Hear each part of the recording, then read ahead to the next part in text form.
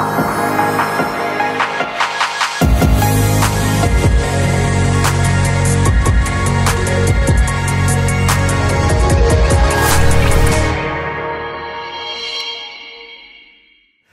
selamat tahun baru kepada kita semua, kepada Anda yang mengikuti secara online. Selamat tahun baru, pengharapan yang baru, ada semangat yang baru, ada pengalaman-pengalaman yang baru yang akan Tuhan bawa dalam kehidupan kita di tahun 2024 ini, saudara. Nah, saudara, sebelum firman Tuhan, saudara ya, saya ingin menyampaikan sesuatu bahwa gereja kita di tahun 2024 ini yaitu mengambil tema rebuild, saudara. Membangun kembali, saudara.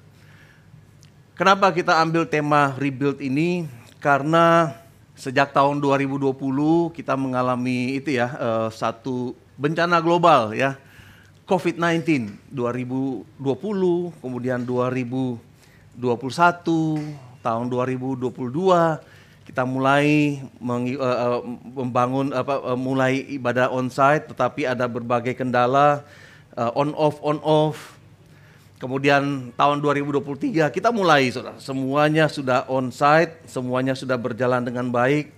Tetapi kita merasa oke, kita harus melakukan sesuatu nih, karena kita sadari bersama yang terjadi di sekitar kita yaitu keadaannya berbeda, saudara ya. Yang terjadi di dalam tatanan masyarakat juga berbeda. Jadi sebagai gereja kita harus bisa menyesuaikan diri terhadap perkembangan, walaupun message-nya kita dan prinsip-prinsipnya kita tidak akan pernah berubah, yaitu sesuai dengan kebenaran firman Tuhan. Nah, sejak tahun 2020 cara bergereja di seluruh dunia itu berubah, saudara ya. Dan kita tahu kita tahun 2024 ini kita harus melangkah dengan iman, dengan suasana yang baru, dengan mindset yang baru yang berbeda. Dan kita, saudara, nggak bisa taruh anggur baru di kantong yang lama, saudara. Kita harus menaruh anggur baru, satu pengurapan yang baru, satu dinamika yang baru, kita harus taruh di kantong yang baru, saudara. Kenapa firman Tuhan katakan demikian? Karena orang kalau bikin anggur ya, wine ya, bukan anggur jus tapi wine. Kalau dia baru dibikin, saudara ya, wine itu akan membesar karena akan mengeluarkan gas, saudara ya. Jadi pada waktu kita taruh di kantong, biasa kantong zaman dulu yaitu kantong kulit. Kalau kita taruh di kantong kulit yang lama, bekas wine atau anggur yang lama, saudara ya, waktu gas ini mulai memuai, saudara, kantong ini akan robek. Akhirnya rugi semuanya, kantongnya rusak, wine-nya juga terbuang, saudara. Jadi kita harus menaruh anggur baru di kantong yang baru supaya kantong yang baru itu gampang, elastis untuk memuai. Nah, kita juga demikian, saudara ya, kita harus membangun sesuatu yang baru. Karena ada sesuatu yang baru juga di luar sana. Cara kita melakukan gereja, cara kita melayani umat Tuhan juga berbeda. Itu sebabnya tema kita pada tahun 2024 ini yaitu rebuild. Coba katakan sama-sama rebuild. Ya, rebuild itu ya. Karena kita butuh kantong anggur yang baru, kita butuh mindset yang baru, saudara. Di tahun 2024 ini kita butuh bait suci yang baru dalam tanda kutip gitu ya. Kita butuh Galilee Church yang baru, katakan amin. Ya. Nah, Anda mungkin semangat, wah bagus sekali. Mungkin Anda yang dari Korea berpikir, wah ayo pastor kita bangun Galilee Church seperti yang kita pernah alami tahun 2022, 2023, tahun 2002, 2003, saudara, kira-kira 20 tahun yang lalu. Waktu di Korea jumlah jemaat kita, saudara, 700 orang yang beribadah, saudara. Mungkin Anda berpikir, oke tuh pastor, bikin seperti Galilee yang dulu lagi mungkin ya, yang di Indonesia. Kira-kira bertahun-tahun yang lalu, beberapa tahun yang lalu. Tahun 2017, 2016, 2017 kita punya 3 ibadah, saudara. Pukul 8 pagi, pukul 11.30 pagi. Kemudian kita ada ibadah sore jam 3, saudara. Oke pastor, kita bikin lagi sesuatu yang baru, yang seperti yang lama pastor. Enggak saudara, kita enggak lagi membangun apa yang sudah lewat. Segala sesuatu yang sudah kita pernah alami itu akan menjadi pelajaran bagi kita, akan jadi sesuatu yang kita lihat ke belakang saudara ya. Tetapi kita butuh kantong anggur yang baru saudara. Kita butuh satu sistem yang baru. Nah, saya akan mengajar mengenai rebuild ini. Apa itu membangun kembali di dalam konteks tema gereja kita di tahun 2024.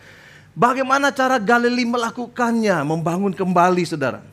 Nah, selama beberapa minggu ke depan ini saya akan menyampaikan saudara tentang paradigma yang baru yang harus kita adopsi saat ini sebagai gereja Tuhan. Beberapa minggu yang akan datang dalam tema rebuild ini kita akan melihat saudara ya, belajar bersama-sama dari Ezra. Mungkin Anda tahu, Anda bingung siapa itu Ezra. Ezra salah satu nama kitab di dalam perjanjian yang baru saudara ya. Kita akan belajar dari Ezra, dari Nehemia. Siapa mereka ini? Mereka itu imam dan juga nabi. Ezra adalah seorang imam dan Nehemia adalah seorang nabi, saudara. Mereka ada dalam satu keadaan, dalam satu peristiwa setelah bangsa Israel dibawa ke pembuangan di Babel. Kemudian satu saat mereka dipanggil lagi kembali ke Yerusalem. Nah, mereka membangun bait Allah yang kedua, saudara. Kenapa kok bangun bait Allah yang kedua? Karena bait Allah sebelumnya, bait Allah Salomo, dikenal dengan bait Allah Salomo, sudah dihancurkan saudara oleh orang kerajaan Babilonia saudara ya. Mereka sudah dihancurkan.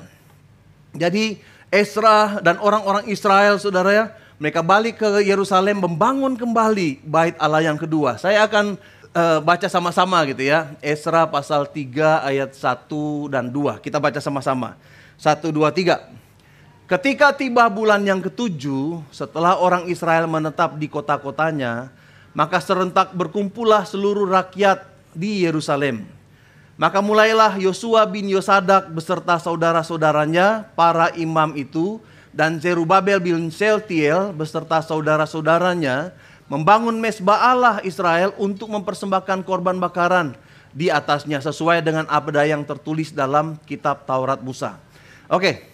Jadi ceritanya di sini ada orang-orang Israel, saudara, mereka kembali dari pembuangan dipimpin oleh Ezra. Kemudian pada waktu itu mereka sampai di sana mereka kaget lihat bait Allah, saudara. Waktu zaman Israel, bait Allah itu adalah sentral dari segala sesuatu. Pusat kehidupan dari orang Israel, dari seluruh kerajaan Israel berpusatnya di situ, kiblatnya di situ, saudara.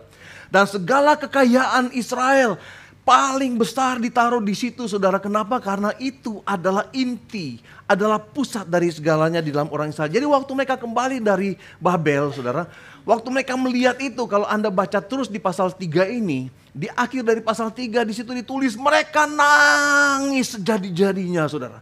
Sampai suara tangisannya kedengaran sampai jauh kata firman Tuhan. Nah saudara, saya ingin ajak Anda untuk melihat, kita belajar sejarah pada hari ini, oke? Ini kecil sekali, lebih kecil dari tadi. Tapi saya janji nanti setelah firman Tuhan selesai, saya akan kirimkan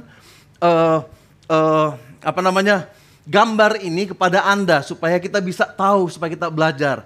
Nah, saya ingin jelaskan dulu tentang di mana posisi dari Ezra pada waktu dia membangun bait Allah yang kedua, saudara ya.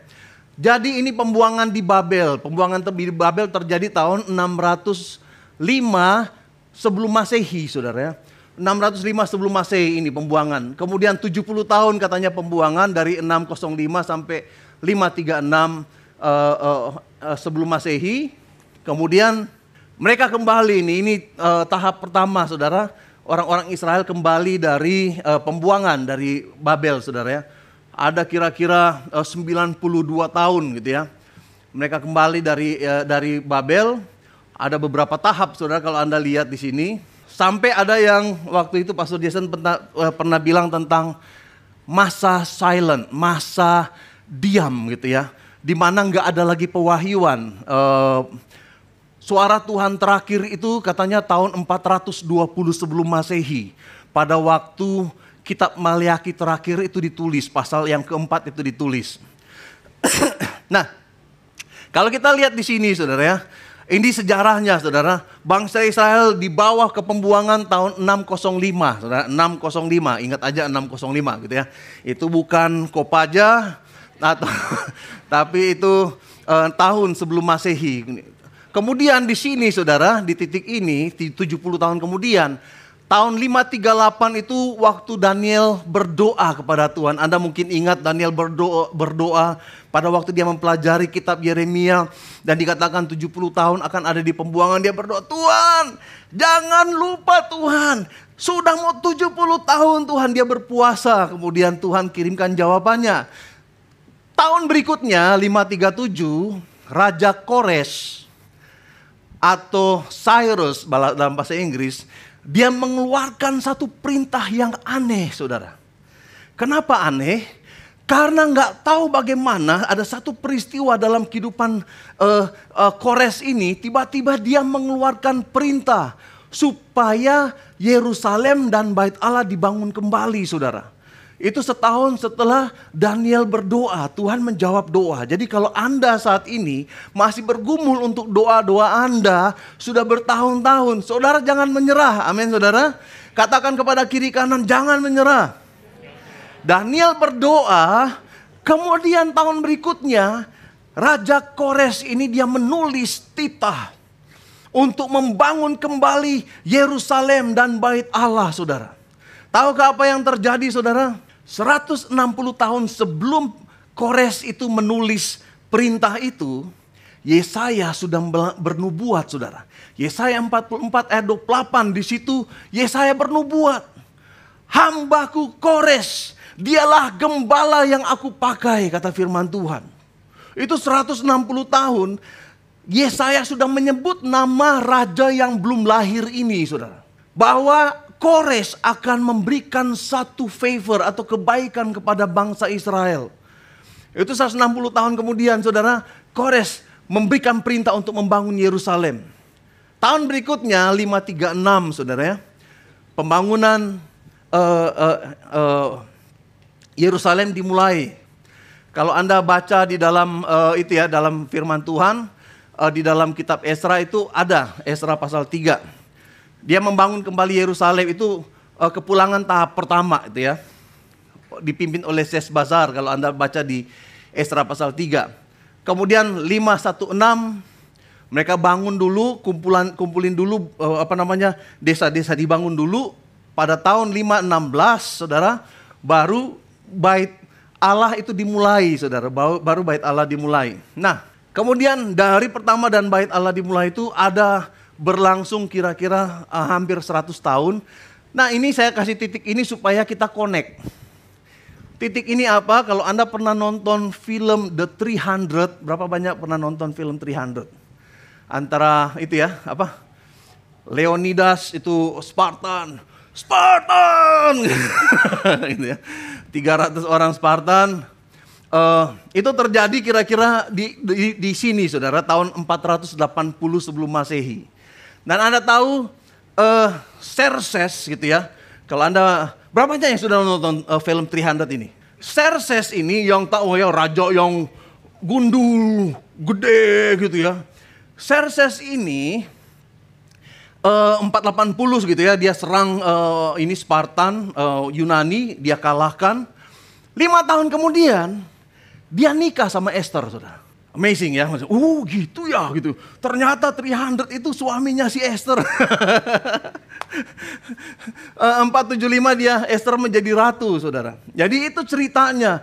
Esther itu terjadi di dalam masa-masa ini. Jadi waktu mereka pulang ke Yerusalem, nggak semuanya pulang, saudara. Hanya segelintir orang. Waktu tahap 2 mereka pulang gitu ya. Tahap 2 itu di sini tahun 457. Nggak semua juga pulang.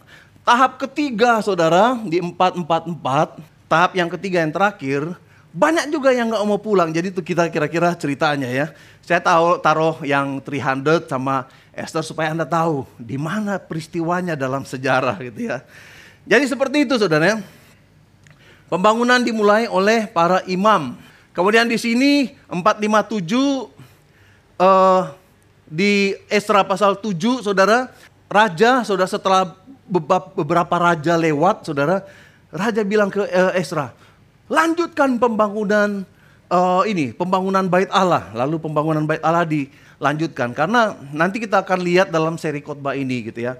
Apa yang terjadi pada waktu mereka pulang untuk membangun Bait Allah. 5:16 mereka mulai bangun Bait Allah. Ada pertentangan di mana-mana. Jadi waktu kita mau katakan tema kita rebuild, saudara, akan ada pertentangan, saudara. Jadi kita harus tetap teguh, kita harus tetap bersemangat, saudara. Kita harus tetap jaga visi kita, saudara ya. Tertunda pembangunannya sampai 457, saudara, tahun 457 sebelum Masehi, waktu Raja Artasta memerintahkan kepada Ezra, lanjutkan. Ezra pulang dengan segala duit yang dibawa dari kerajaan, kemudian membangun lagi Bait Allah. Prosesnya berlangsung sampai tahun 444 sebelum Masehi, saudara ya. Anda mungkin lihat, ini kok makin lama tahunnya bukan bertambah banyak gitu ya, tapi menurun. Emang sebelum Masehi itu seperti itu, saudara ya. Jadi kalau sebelum Masehi ini dari tahun 500, 400, 300, 200, 100, baru tahun 100, 200, 300 sampai 2024. Jadi seperti itu gitu ya. Kenapa kok tahunnya makin kemari makin kecil gitu ya tahunnya. Ini kira-kira yang ada dalam sejarah.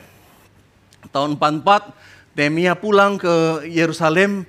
Dia seorang nabi, dia ditunjuk oleh raja, dia itu nabi tapi dia di kerajaan Persia ini dia bekerja sebagai juru minum raja. Jadi juru minum raja itu satu posisi yang sangat-sangat penting di dalam satu kerajaan. Waktu sampai di Yerusalem, Nehemia lihat Bait Allah sudah oke, sudah ditahbiskan. Tetapi Yerusalem nggak ada temboknya. Nah itu ya, Nehemia membangun tembok gitu ya. Nah tahun 44 itu juga si Ezra mentahbiskan Bait Allah. Tembok Yerusalem dibangun dalam waktu yang sangat singkat, saudara. Nanti kita akan belajar. Ada yang tahu berapa minggu tembok Yerusalem dibangun? Iya, jangan tanya saya bukan kontraktornya, gitu ya. Tanya Santo, mungkin tahu berapa lama gitu pembangunannya. Nanti kita akan belajar tentang itu juga ya di dalam seri khotbah ini, gitu ya. Nah, pada waktu mereka membangun Bait Allah ini, saudara, di situ ada sesuatu yang berbeda. Saya tadi kasih tahu bahwa pada waktu mereka membangun, mentahbiskan dan meletakkan batu pertama untuk Bait Allah ini, nangis semua orang karena berbeda, saudara. Ya, berbeda antara Bait Allah Salomo dan Bait Allah yang kedua ini. Nah, kita akan bahas tentang perbedaan ini dan kita akan melihat korelasinya dalam kehidupan bergereja kita pada saat ini, saudara. Nah, pertama, saudara, namanya yaitu Bait Salomo. Kenapa disebut Bait Salomo? Karena Salomo lah raja yang memulai, saudara, pembangunan itu. Emang sudah dimimpikan oleh Daud, papanya, tetapi yang merealisasikannya itu Salomo. Jadi baitnya itu suka dibilang Bait Salomo, saudara. Tapi Bait Allah yang kedua ini cuma disebut Bait Allah atau Bait Allah kedua, saudara. Kenapa seperti itu, saudara? Karena Bait Allah yang pertama, saudara, dibangun oleh seorang pemimpin yang visioner, seorang pemimpin yang punya resources yang melimpah, saudara ya. Kemudian seorang pemimpin yang punya karisma. Tahu ya bahwa si Salomo itu orang yang paling pintar di seluruh dunia di dalam sejarah manusia, saudara. Nah, si Bait Allah ini dibangun, kemudian mereka namakan Bait Allah Salomo. Nah, di gereja-gereja modern, saudara, saya cerita di Korea lah. Di Korea, saudara, ada gereja-gereja raksasa, saudara. Ada banyak sekali gereja raksasa yang jemaatnya di atas 50.000, saudara. Itu kehadirannya 50.000, saudara. Sehari, hari Minggu itu ibadahnya bisa 12 kali, saudara ya. Dan ribuan orang, mereka harus mengatur flow-nya. Jadi waktu saya pernah datang ke gereja Choyonggi, kalau Anda terlambat, Anda harus tunggu 1,5 jam untuk ibadah berikutnya. Karena setengah jam sebelum ibadah berikutnya dimulai, orang sudah ngantri, saudara. Udah ngantri panjang sekali. Begitu ibadah selesai, orang-orang keluar, begitu orang-orang keluar juga diusir-usir gitu ya, nggak diusir, pergi kau, bukan. Cuma ayo silakan. Begitu mereka keluar baru pintu dibuka, sampai ke balkon itu penuh, saudara, sampai seperti itu, saudara. Nah, gereja-gereja seperti ini, saudara, karisma dari pemimpinnya itu sangat kuat dan sangat melekat, saudara. Gereja Full Gospel, Yoido Full Gospel Church, kemudian ada gereja Myeongsung. Mungkin Cik Neti tahu sebelum bergabung dengan Galilee Church, Cik Neti sama teman-temannya berjemaat di gereja Myeongsung gitu ya. Mereka suka bilang gereja Kobundari. Kemudian ada gereja Onuri gitu ya, Onuri Presbyterian Church. Itu gereja Presbyterian Church tapi wah itu luar biasa sekali gitu ya. Pendetanya, foundernya Hayong Jo, saudara, seorang hamba Tuhan yang luar biasa.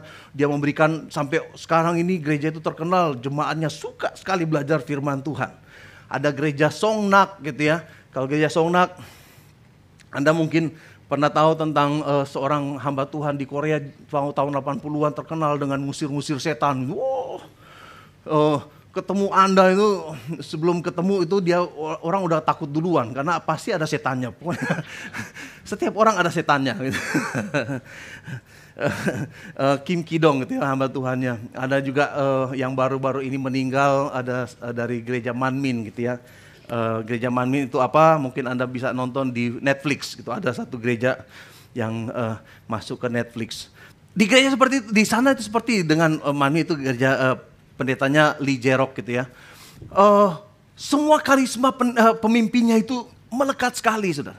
Dan teman saya katakan di Indonesia juga gitu, bro. Oh ya?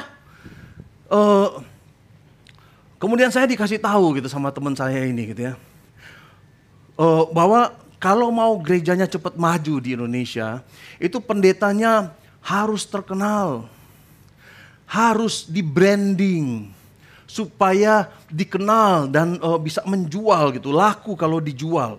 Harus punya sesuatu yang spesial gitu ya. Harus punya pengalaman unik di dalam hidupannya, misalnya naik turun surga atau membangkitkan orang mati atau itu, supaya laku gitu ya. Harus suaranya bagus misalnya ya. Harus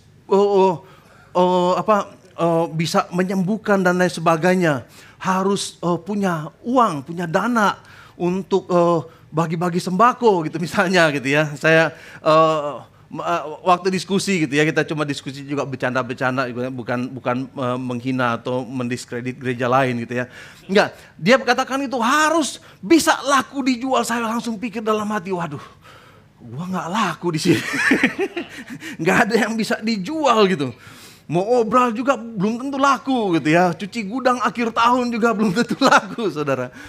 Nah, saudara, tetapi saudara, banyak gereja, banyak institusi religius, saudara, yang berkanjang kepada karisma pemimpinnya, saudara. Membangun bait Salomo. Apakah salah? Enggak salah juga, saudara. Ada satu masa yang memang seperti itu dimulai oleh seorang hamba Tuhan yang saudara, yang berkarisma untuk menggerakkan orang, membangun visi yang Tuhan taruh di dalam hatinya, saudara. Tapi lama-lama kalau gereja itu menjadi personal driven church atau pastor driven church, digerakkan hanya oleh seorang pendeta, saudara, bisa berbahaya, saudara. Hamba Tuhan waktu menjadi sesuatu pusat perhatian dari jemaat, saudara. Ini, saudara, saya setiap minggu berkhotbah di sini. Ini bahaya loh hati saya ini. Bisa jadi narsisistik loh, saudara. Karena Anda semua mendengar saya waktu saya ngomong, mesti jaga hati, saudara. Apalagi, saudara, apalagi kalau jemaatnya puluhan ribu, saudara. Dan semuanya dengar. Begitu pendetanya bilang angkat tangan, semuanya angkat tangan. Wih, keren juga ya gitu. Saudara mesti jaga hati, saudara. Karena nggak ada satu orang pun yang kebal terhadap tipu muslihat iblis. Nggak ada satu orang pun sesuci-sucinya dia, saudara, yang saudara, yang bisa tahan di dalam satu pemujaan atau satu seperti menjadi orang yang favorit, yang nomor satu, saudara. Nggak ada satupun manusia yang bisa tahan, saudara. Itu sebabnya Anda harus menolong saya. Supaya gereja ini nggak jadi bait Salomo, saudara. Karena dituntut sempurna, saudara. Jadi kadang-kadang harus sedikit manipulasi, saudara. Seperti itu kalau bait Salomo, saudara ya. Kadang-kadang seperti kalau Anda lihat di Netflix, saudara, ada hamba-hamba Tuhan, saudara, yang sudah berdosa pun tetap di itu, saudara, dihargai, tetap dipuja, saudara, seperti nggak ada dosa. Nah itu yang bahaya, saudara. Banyak hamba Tuhan memulai pelayanannya dengan idealisme yang sangat tinggi, saudara ya. Sudah tahu nggak waktu tahun 2014 waktu kami mau pulang dari Indonesia, dari Korea ke Indonesia, saudara, saya ketakutan sekali. Kenapa? Karena saya belajar tentang bapak-bapak gereja dan saya perhatikan banyak orang memulai pelayanannya dengan idealisme yang sangat tinggi. Oh, dengan panggilan yang luar biasa, dengan kesucian dan kemurnian panggilan Tuhan. Banyak yang datang tuh, saudara, dengan hati nurani yang murni. Tetapi saudara, dalam perjalanannya waktu berkat Tuhan mulai datang, tiba-tiba pendetanya jadi lucu. Bukan lucu, tapi maksudnya jadi aneh gitu ya. Tiba-tiba jadi berubah, saudara. Dan waktu mau pulang ke Indonesia, saya berdoa, Tuhan tolong saya, Tuhan. Supaya saat ini saya mungkin punya hati yang murni. Tapi saya nggak tahu bagaimana kalau 10 tahun, 20 tahun dalam pelayanan dan Tuhan memberkati gereja ini. Apa yang terjadi dengan hati saya? Tuhan tolong jagai hati saya. Itu sebabnya pada waktu mau pulang saya bilang begini, Tuhan, saya cuma akan mau melayani waktu saya pulang ke Indonesia. Saya melayani 10 tahun sampai 15 tahun saja, Tuhan. Bukan berarti ini soalnya tahun 2024 itu tahun ke-10 Galilei. Bukan enggak, tahun 10. Ini ulang tahun ke-10 kita nanti bulan Agustus gitu ya. Bukan berarti saya akan berhenti, bukan. Tapi waktu itu saya katakan kepada diri saya sendiri supaya saya kasih batasan. Saya kasih pagar kepada saya supaya paling enggak waktu itu saya pikir itu bisa menjaga hati saya supaya tetap murni di hadapan Tuhan. Nah, bait kedua, saudara, kita teruskan ya. Bait kedua ini dibangun bukan oleh Salomo atau satu tokoh yang luar biasa atau tokoh karismatik. Bait kedua ini dibangun oleh imam dan nabi, saudara. Bait kedua ini dibangun oleh imam. Imam-imam itu siapa? Saudara, ada Yosua bin Yosadak. Anda nggak kenal mungkin ya. Ada Zerubabel bin Seltiel. Ada Ezra itu seorang imam. Nabi yang membangun bait Allah bersama-sama dengan imam-imam ini siapa? Ada Nabi Hagai. Ada Nabi Nehemia, saudara. Mereka ada di situ untuk membangun bait Allah. Dan bukan cuma mereka, saudara. Ada umat Israel yang pulang dari pembuangan. Tapi mereka punya panggilan yang pasti, saudara. Mereka punya panggilan yang digerakkan oleh Tuhan, saudara. Kalau Anda lihat di sini, ketika tiba bulan yang ke-7 setelah orang Israel menetap di kota-kotanya, maka serentak berkumpullah seluruh rakyat di Yerusalem. Saya perhatikan, saudara, bahasa Inggrisnya dikatakan bahwa orang-orang itu, saudara, ini umat Tuhan yang keluar dari pembuangan dari Babel. Di situ di ayat yang pertama itu dikatakan mereka bersatu. Bukan sehati saja, saudara.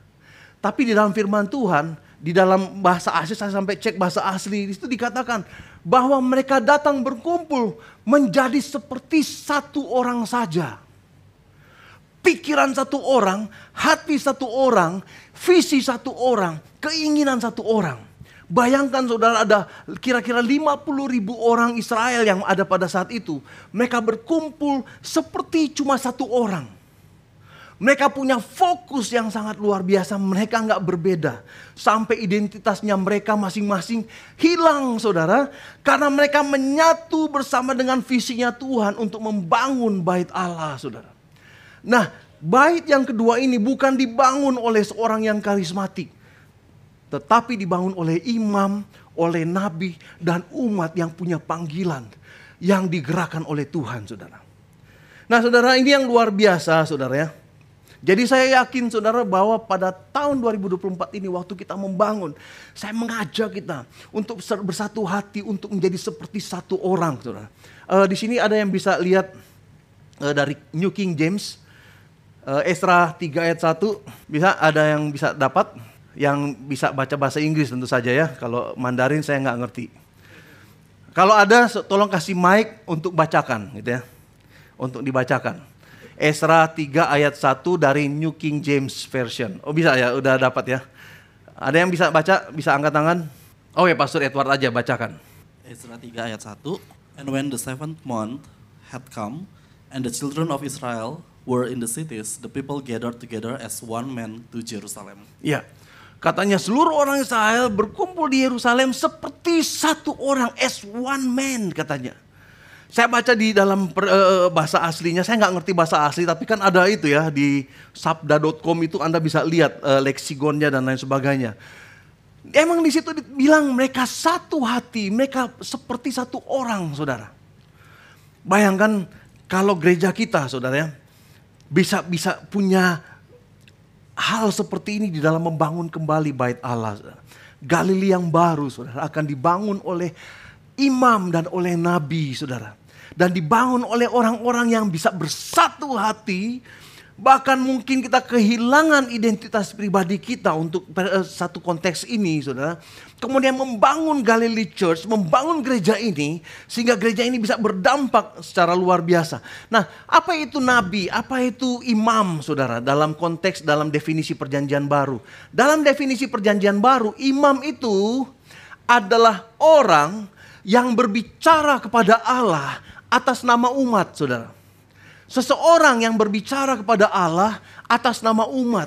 Mereka datang kepada Tuhan dan katakan, Tuhan, ini ada permohonan dari si A, anak-anakmu. Campur tangan Tuhan, ulurkan tanganmu, jamah dia. Apa itu pelayanan imam? Itu seperti pelayanan intercessor gitu ya.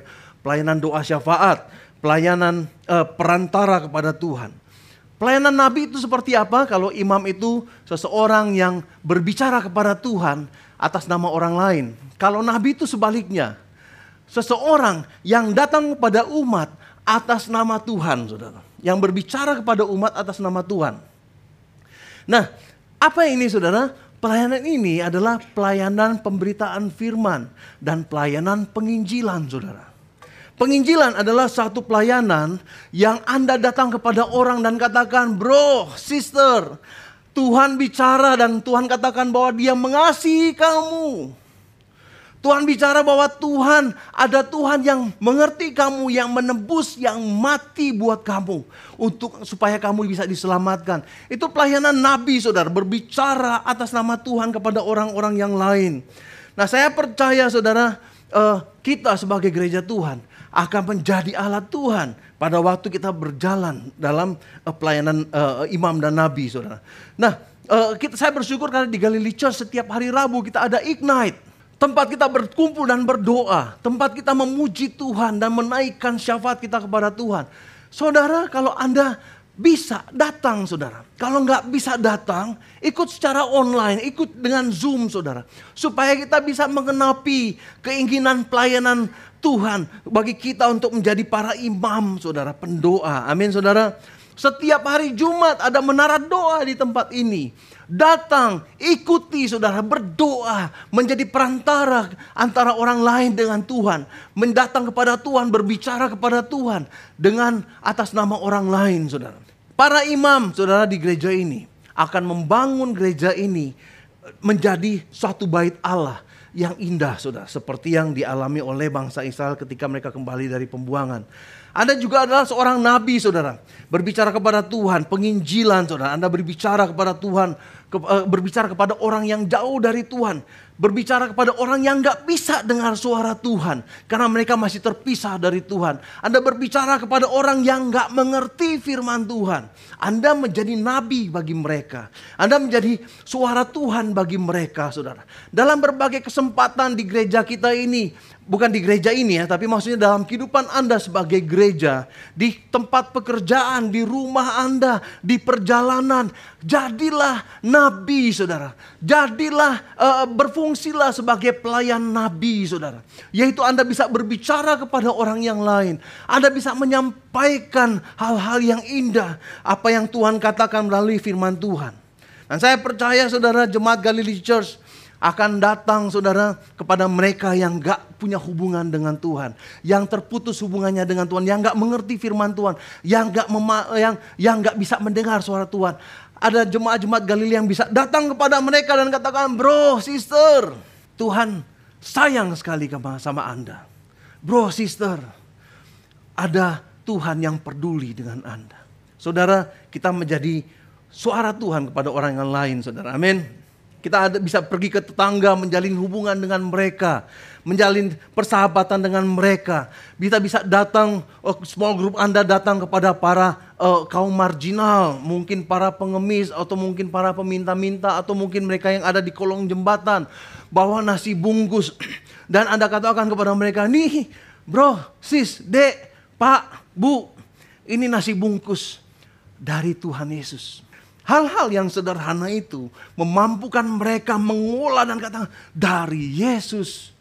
Itu menjadi satu jembatan saudara untuk Anda menjadi nabi bagi mereka saudara. Menyampaikan bahwa ada Tuhan yang peduli. Amin saudara. Ayo jemaat Tuhan. Jadi imam dan jadi nabi di tahun 2024 ini. Di mana Anda dipakai Tuhan dengan luar biasa saudara. Kedua saudara, apa perbedaan antara bait pertama dan bait yang kedua? Antara bait Salomo dengan bait kedua ini saudara. Salomo dibangun untuk satu komunitas atau satu masyarakat yang settle saudara. Yang sudah menetap. Udah bergenerasi-generasi mereka keluar dari Mesir. Kemudian menetap di tanah perjanjian saudara. Mereka punya kerajaan yang stabil. Mereka punya wilayah yang stabil. Nggak ada perang, aman saudara. Mereka menetap di tanah yang luar biasa. Bait Allah yang kedua ini berbeda saudara ya. Mereka datang dari pembuangan saudara. Datangnya juga bertahap. Datang waktu pertama untuk bikin desa dan memampukan mereka untuk bisa menetap dulu saudara. Datang yang kedua untuk mulai meletakkan batu mesbah dan lain sebagainya. Kelompok yang kedua, ketiga saudara datang untuk membangun bait Allah, mentahbiskan dan membangun tembok. Sehingga mereka punya pride lagi di antara bangsa-bangsa sebagai umat Tuhan saudara. Bait Allah yang kedua ini dibangun oleh untuk para pendatang-pendatang ini saudara. Mereka tersebar dari mana-mana saudara. Sehingga sejak dari pembuangan ini muncul istilah sinagog saudara. Anda nggak akan lihat atau baca dalam perjanjian lama istilah sinagog saudara, nggak akan muncul, nggak akan ketemu sampai pembuangan saudara. Kenapa sinagog? Apa itu sinagog? Sinagog itu seperti rumah-rumah tempat orang-orang berkumpul saudara. Sinagog itu seperti gereja-gereja kecil atau mungkin small group yang mereka bangun untuk di mana mereka bisa beribadah saudara. Sejak saat itu saudara, sinagog bertumbuh dengan subur. Bukan cuma di Israel, tetapi juga di Babilonia. Bukan di Babilonia saja, tetapi tersebar. Di mana orang Israel ada, di situ pasti ada small group saudara. Tempat mereka berkumpul, tempat mereka beribadah, tempat mereka membaca Alkitab dan menguatkan satu dengan yang lain saudara. Nah, signifikansinya dengan kita? Sama seperti small group saudara. Saya berdoa supaya kita Galilee Church di tahun 2024 ini menjadi gereja yang ada dimanapun kita berada, di situ yang akan disebut sebagai gereja. Di mana Anda berada, disitulah gereja saudara. Di mana Anda bekerja dan Anda dikelilingi oleh orang-orang yang teman-teman Anda, disitulah Anda berfungsi sebagai gereja. Amin saudara. Lihat ini saudara. Ini Galilee Church sekarang ya. Galilee Church kita, gereja kita. Di gereja kita ini gereja gitu ya. Lingkaran warna biru ini. Ada BPB. Nah ini BPB rock semua gitu ya. Ada, oh ini BPB, oh enggak ada cowok-cowoknya juga. Pokoknya ada kelompok-kelompok di mana kita berkumpul. Ini pasti brothers keeper, cowok semua. Oh ada Okta ya. Sorry Okta. Ada kelompok-kelompok seperti ini, ada sekolah minggu, ada worship, mereka punya ini sendiri gitu ya. Punya kelompok sendiri, ada tim multimedia dan broadcasting, mereka punya kelompok sendiri, ada anak-anak sekolah minggu gitu ya. Ini anak-anak sekolah minggu, mereka punya kelompok sendiri dan guru-gurunya punya kelompok sendiri, saudara. Seperti ini apa yang terjadi saat ini, puji Tuhan, saudara. Saya sangat bersyukur sekali, saudara, karena kita punya small group ini, saudara. Tapi, saudara, ada satu konsep yang kita ingin tweak. Satu konsep yang kita ingin rubah sedikit demi sedikit. Bukan sedikit, tapi sedikit demi sedikit. Ada satu konsep yang menjadi impian saya, saudara. Ada satu konsep di mana kita bukan jadi jagoan kandang, saudara. Satu konsep di mana kita, saudara, Anda dan saya bisa menjadi bait Allah yang kedua. Di mana di situ, dimanapun Anda berada, baik di Yerusalem maupun di Bethlehem, maupun di wilayah-wilayah situ, maupun di Babelonia, saudara, maupun di India, maupun di mana, mereka bisa jadi gereja, saudara, di tempat mereka berada. Saya punya impian, ini bagus, saudara, ini luar biasa, dan kita sudah melakukan hal yang luar biasa. Cuma yang akan kita lakukan, temboknya ini kita akan buat semakin lama semakin tipis. Dan gereja adalah kelompok-kelompok ini akan menjadi gereja. Dan loh, ini apa dong, pastor? Ini adalah charging station. Ini adalah tempat di mana kita di-charge, saudara. Kelompok-kelompok ini, Galilee Church itu seperti ini gitu ya. Sekarang ada SPKLU, stasiun pengisian listrik SPKL, listrik. Galilee Church jadi seperti ini. Anda datang di sini, Anda di-charge, Anda dikuatkan, Anda dimotivasi, di-equip, dilatih, dipersiapkan. Untuk apa? Nanti begitu baterainya sudah penuh semua ini, saudara. Anda datang di sini, baterainya penuh, kemudian kembali dalam kehidupan kita. Disitulah gereja sebenarnya terjadi, saudara. Amin. Disitulah gereja berfungsi. Gereja itu ada bukan untuk menjadi orang-orang yang egois, saudara. Cuma pelihara apa yang punya kita, saudara. Enggak. Gereja ada untuk jadi berkat bagi dunia, saudara. Anda dipanggil bukan untuk jadi eksklusif, saudara. Tapi jadi inklusif, menjangkau orang-orang yang lain. Gereja Galilee Church, APL Tower lantai 22 ini menjadi SPKLU kita, saudara. Menjadi pusatnya kita, di mana kita di-charge. Untuk apa kita di-charge? Supaya baterai kita penuh. Supaya kita alirkan listrik di mana-mana, saudara. Supaya tempat-tempat yang gelap bisa terang di situ karena ada Anda. Karena ada small group Anda. Karena ada kelompok Anda, saudara. Amin, saudara. Nah, saudara, tahun 2024 ini saya bermimpi gereja kita bisa menjadi seperti ini. Gereja kita kecil, tapi kecil-kecil cabai rawit. Kemanapun Anda pergi, kepedesan orang-orang. Kemanapun Anda pergi, orang berasa, ih beda nih, pedes nih kali ini. Bukan dalam hal yang negatif, tetapi dalam hal yang positif kita menjadi, pedas itu membangkitkan semangat, saudara. Membikin gak ngantuk, saudara. Di situ dimanapun Anda berada, cabai-cabai jadi kecil. Kecil-kecil cabai rawit, saudara. Jangan jadi kecil-kecil egois lagi gitu ya. Udah kecil, ini aja kita nggak cukup, kita cuma kelompoknya cuma kecil, udah nggak usah bagi-bagi loh. Cuma kita aja mungkin nggak bisa, nggak, saudara. Kita harus jadi kecil-kecil cabai rawit, bukan cabai-cabai kecil. Cabai-cabai rawit kecil. Bukan itu. Nah, saudara, mimpi saya gereja kita di tahun 2024 ini menjadi gereja agresif, saudara. Amin. Menjadi gereja yang visinya bukan untuk ngumpulin orang saja. Ayo ngumpul-ngumpul. Kemudian kesuksesan kita diukur dari berapa banyak orang yang ada di sini. Ada berapa? Oh, ada 100 orang, pastor. Puji Tuhan. Enggak, saudara. Ukuran kesuksesan kita nantinya, saudara, kita akan perubahan nggak akan cepat. Bukan besok artinya seperti itu. Nggak, kita akan belajar sama-sama, saudara. Kita akan belajar dan mencoba dan mungkin error nggak apa-apa, saudara. Tapi kita akan mengalami progres. Amin, saudara. Saya berdoa supaya gereja kita menjadi impact, saudara. Saya berdoa gereja kita menjadi agresif kepada orang lain. Bukan cuma melihat ke dalam, bukan ayo kirim persembahanmu ke dalam supaya kita bisa punya ayam goreng yang lebih banyak. Enggak saudara, supaya yang kita makan makin kenyang di setiap hari Minggu. Supaya enggak setiap sebulan sekali saja ayam gorengnya. Tetapi setiap minggu, kalau bisa setiap minggu, Rabu, Jumat. Atau enggak saudara, supaya kita kenyang, supaya kita gendut-gendut semua. Enggak saudara. Kaya ingin kita semua ada memberikan persembahan di sini supaya kita menjadi berkat bagi orang yang lain. Amin saudara. Saya rindu tempat kita ini bukan seperti tolong dong kasih persembahan supaya pendetanya jangan kurus. Supaya begini. Enggak saudara. Please, kita harus menjadi gereja yang sebenarnya di tahun 2024 ini, saudara. Amin, saudara.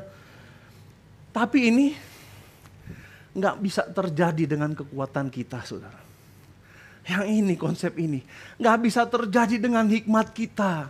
Nggak bisa terjadi dengan kemampuan kita, saudara. Nggak bisa terjadi dengan keuangan kita. Itu sebabnya kita butuh bergerak bersama dengan Roh Kudus, saudara. Anda dan saya di tahun 2020 ini perlu bergerak bersama dengan Roh Kudus. Saya mau minta kita putar ada satu lagu. Ada satu fenomena saudara ya di belahan dunia yang lain. Saya nggak tahu di sini ada nggak. Soalnya kalau di sini ada juga sih burung-burung yang walet misalnya atau kelelawar kalau sore pulau keluar. Cuma mereka nggak akan seindah ini.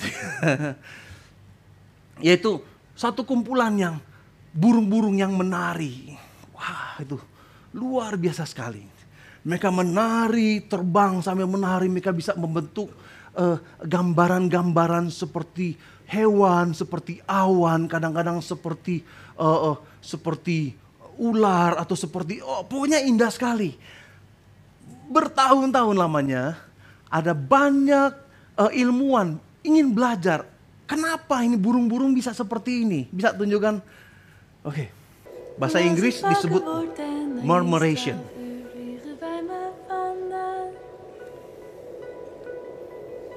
Hij houdt zich in en ik lig stil. Indah sekali, saudara. Terwijl ik buiten de buien hoor. Para ahli bikin kamera yang mengelilingi wilayah itu untuk mendapatkan gerakan tiga dimensi dari burung-burung ini supaya mereka tahu siapa pemimpinnya, siapa yang ngaturnya. Siapa yang bilang yang di belakang ke kiri, yang di belakang muter, yang di depan begini, yang depan. Gak ada saudara, mereka berusaha cari tahu siapa yang memimpin mereka untuk bergerak dan menari seindah ini. Mereka kasih tag untuk tahu GPS dari beberapa burung supaya mereka tahu perubahan-perubahan arah. Setidaknya mereka berpikir bahwa mereka bisa tahu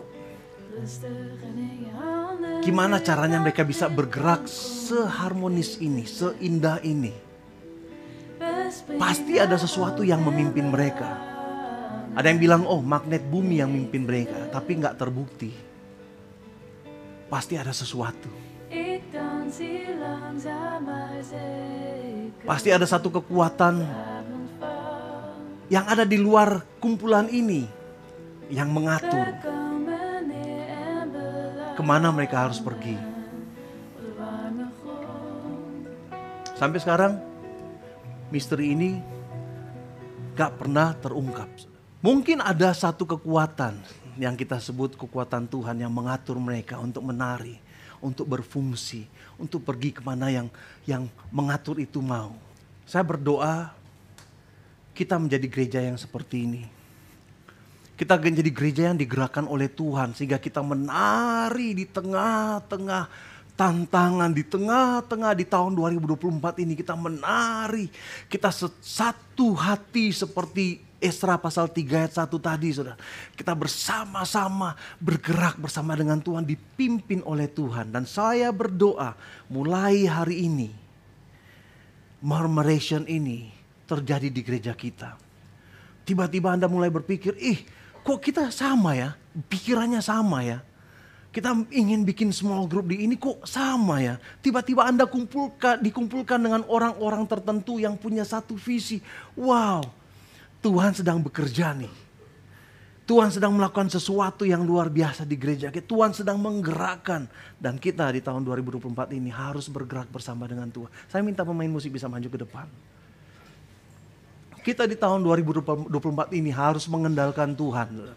Harus mengandalkan Roh Kudus, harus mengandalkan kepekaan kita kepada Tuhan. Saya berdoa untuk diri saya sendiri, saya bilang Tuhan mampukan saya mengenali apa yang Tuhan mau. Mampukan saya mengenali sehingga aku Tuhan sebagai yang Tuhan tunjuk sebagai pemimpin di sini. Bisa memimpin jemaat-Mu sesuai dengan apa yang Tuhan mau. Saudara, mari kita bergerak bersama dengan Roh Kudus. Kita bangkit berdiri bersama-sama.